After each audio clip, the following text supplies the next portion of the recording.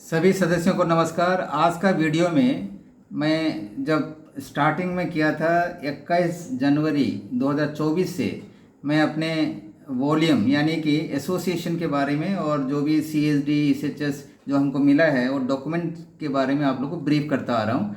पिछला वीडियो मैंने दिया था इसके बारे में 14 मार्च 2024 को, जो ECHS वॉल्यूम 2 पेज 177 से 210 तक बताया था। आज मैं इससे आगे बता रहा हूँ, उसी ECHS वॉल्यूम 2 पेज 210 से आगे पार्ट 10 है आज। इससे पहले मैं बता दूं, जो भी हमारा सदस्य है जो पिछले जो पार्ट वगैरह देखा नहीं है तो उनको मैं बताऊंगा कि ये जो वीडियो देखने से पहले 21 जनवरी 2024 को जो मैंने रिलीज़ किया था पार्ट 1, वहाँ से स्टार्ट कीजिए ताकि आपको एक सीक्वेंस मिल जाएगा। और यह मैं बता रहा हूँ हमारे एसोसिएशन के बारे में, और एसोसिएशन से पहले जो कैंटीन का हमें बेनिफिट मिला था जो 2011 को, उसके बाद ECHS का जो हमने केस फाइल किया उसका जो जजमेंट वगैरह जो भी है पार्ट 2 में चल रहा है। अभी पेज 211 से आगे मैं बताना शुरू करूँगा, आप लोग देखिएगा। मैं ले चलता हूँ आपको। ये देखिए, ये जो आप सामने देख रहे हैं ये है पेज ECHS का वॉल्यूम 2 पेज 211 है। देखिए ये है in the high court of Kerala at Ernakulam presents, यानी डिवीजन बेंच का जो जजमेंट है वो है। देखिए इसमें आप देखेंगे, ये देखिए Navniti Prasad Singh chief justice and राजा विजय राघवन भी, ये जो हमारे डिवीजन बेंच के थे। ये रिट अपील का नंबर है 709 215 का 2015 का, और डेटेड है देखिए 10th डे ऑफ अगस्त 2017 का जजमेंट है। इसमें उन्होंने चीफ जस्टिस ने कोर्ट में ही डिक्लेयर किया था उसी दिन जब हमारा आर्ग्यूमेंट समाप्त हुआ। The union of India being agreed by the judgment dated, जो देखिए 30 जनवरी 2015 का जो जजमेंट था उससे एग्री होके उन्होंने, सरकार ने क्या किया था, डिवीजन बेंच में रिट अपील फाइल किया था। और उसका नंबर था जो ओरिजिनल जो हमारा जजमेंट का या रिट जो है पिटिशन का नंबर है 23422 ऑफ 2013, जो इनका इनिशियल जो जजमेंट है।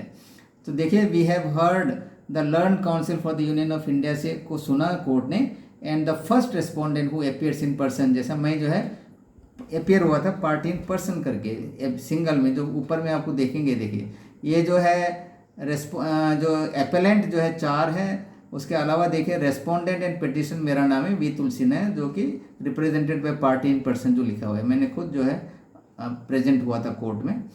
और इसमें देखिए we have heard the learn counsel को भी सुना है, and the first respondent who appears in person, और तीसरा में लिखा है the first respondent herein had filed the writ petition with a prayer to direct the respondents, मैंने पूरे जो हमने रेस्पोंडेंट जो 4 दिया उनको हमने किया था कि to extend the ECHS facility एक्सरिचमेंट कंट्रीब्यूटरी हेल्थ स्कीम का जो है for short facility to the retired Assam rifle personal and their dependents, सभी को देने के लिए मैंने बताया था।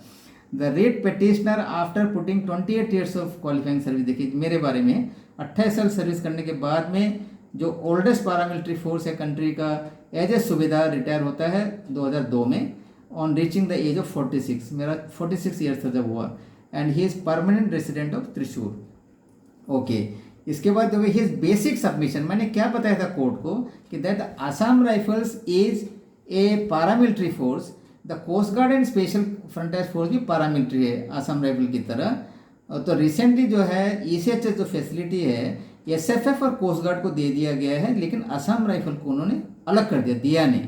और इसी कारण देखिए, या तो उसमें ये बताया मैंने सर उनको कोर्ट को, ही सबमिट दैट असम राइफल जो है कभी भी और इसको कंपेयर नहीं कर सकता BSF CRPF, ये जो CAPF से कंपेयर नहीं कर सकते क्योंकि they are central and police force, और असम राइफल जो है वो जो है पारामिलिट्री फोर्स नहीं है। और ये भी मैंने बताया था कोर्ट को कि it is pointed out that the writ petitioner and other retired person of Assam rifles को जो है या तो जो मेडिकल अलाउंस 300 जो उस वक्त 1000 रुपये हो चुका था वो मिलता है, या तो CGHS मिलता है। देखिए CGHS पूरे देश में केवल 27 ही है, जबकि ECHS कितना है 446 सेंटर है। देखिए सॉरी 426 था उस वक्त, और 23 सेंटर्स इन केरला में देखिए 23 सेंटर था। तो मैंने कोर्ट को बताया था कि असम राइफल को क्या मिलना चाहिए, ECHS मिलना चाहिए। दो वायलेंट सर्विस, देखिए members of Assam rifles being combatant are entitled to full benefits, military hospital सभी का ट्रीटमेंट मिलता है, they are deprived of all their this benefits except as noted above. Coast guard and special frontier force को जो है paramilitary force होने जो अलग पारामिलिट्री उनको ये पूरा फैसिलिटी मिलता है, लेकिन असम राइफल्स को जो है नहीं मिल रहा है। तो ये जो है हमने कोर्ट को बताया था देखिए, और कोर्ट को ये भी हमने सबमिट किया जो जजमेंट में लिखा हुआ है, the submission of learn council. जो सरकार ने क्या बताया देखिए, उन्होंने बताया कि बेसिकली जो है डिस्टिंक्शन है आसाम राइफल जो है ये historically the submission of the learn council for the government brings out the curious reason. देखिए basically the only distinction is that though the case of Assam rifle for historical reason the operational command किसके पास है, defence ministry के पास है बोलते हैं, the administrative command is with the ministry of home affairs. और बोलते हैं कि even though the paramilitary force that is not so with the coast guard और एसएफ के साथ ऐसा नहीं है, केवल आसाम राइफल का ही एडमिनिस्ट्रेटिव कंट्रोल है एमएचए के पास है।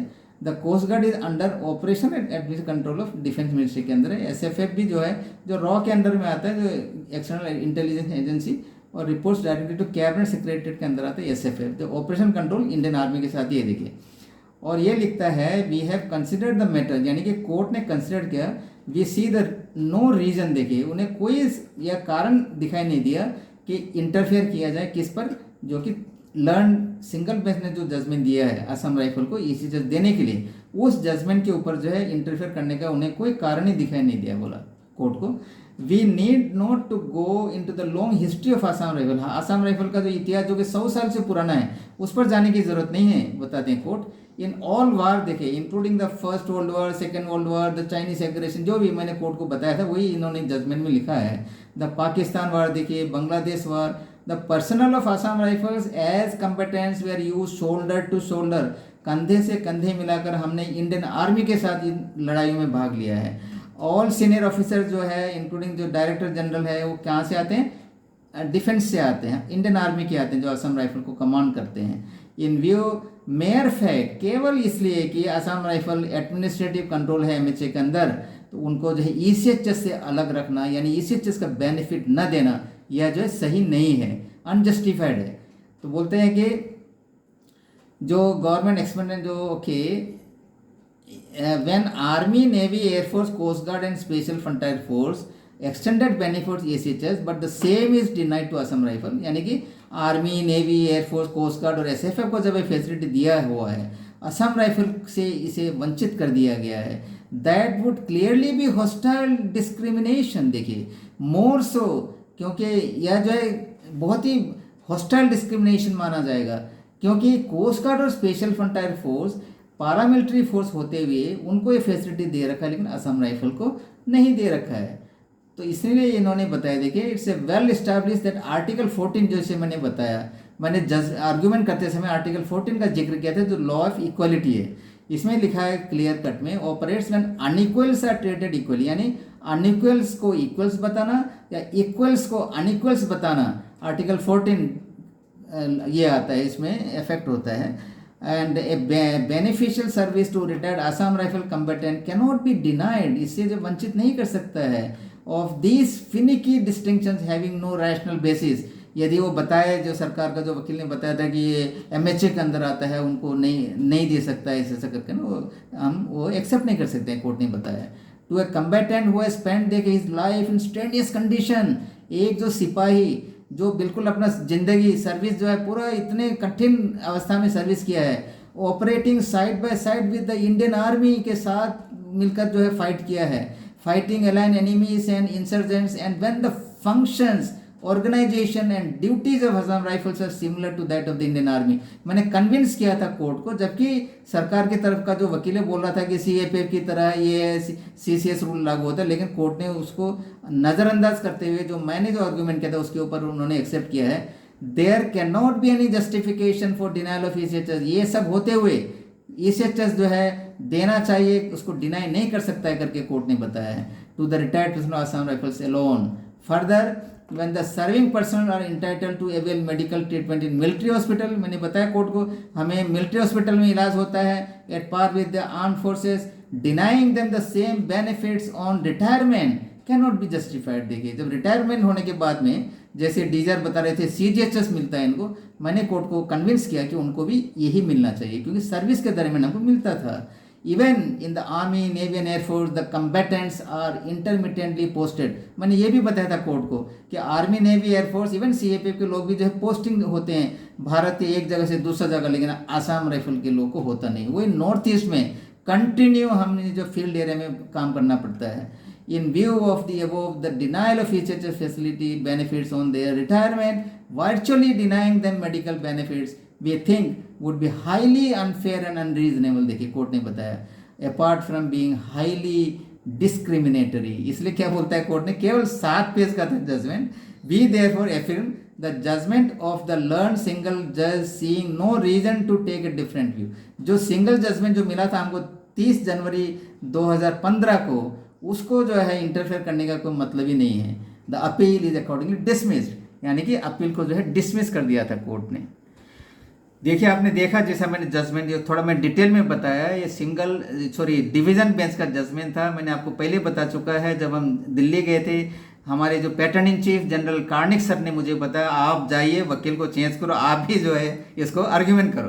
तो उसी का पालन किया मैंने, काफ़ी मुझे खुशी हुआ। देखिए जब मैंने बिल्कुल आर्ग्यूमेंट करके उसी दिन यानी कि 10 अगस्त 2017 को जजमेंट आया था, तो फाइनली हमको 2019 से हम अवेल कर रहे हैं, आप सभी को पता है। तो अभी डिवीज़न बेंच जो हमारे दिल्ली हाई कोर्ट में ड्यूल कंट्रोल का केस चल रहा है, उसका भी एक अंतिम इसी प्रकार से आएगा।